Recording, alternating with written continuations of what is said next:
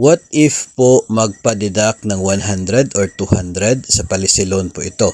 Tapos, kahit na nagdideduct na po sa salary, pwede pa rin po ba magbayad ng over-the-counter at the same time para mapadali ang pagtapos ng pagbayad sa policy loan?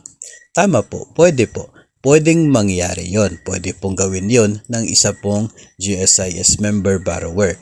Kahit meron kang 100 or 200 deduction sa inyo pong sahod, tapos ikaw ay from time to time nagbabayad ka over the counter o kaya ay online through GCash, Maya or doon po sa Land Bank account ninyo, pwede pong gawin yon. In that way, mapapabilis nga yung pag full payment sa utang, and in that way ay mas makakatipid ka sa interest mo. Kasi nga mabilis yung pagliit ng kanya pong outstanding balance.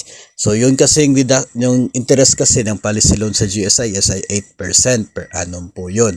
So kung magkano po yung outstanding balance, times po ninyo ng 8%, tapos divide po ninyo ng 12. Yun po yung interest niya sa isang buwan.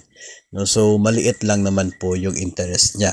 So, the moment po na lumiliit po yung balance ng inyong utang, lumiliit din po yung kanyang monthly interest. Kaya nakakatipid po kayo kapag mayroon kayong additional na payment maliban po sa monthly deduction. The earlier po na fully paid ang utang ay mas maliit po yung nakuhang interest ng atin pong GSIS policy loan.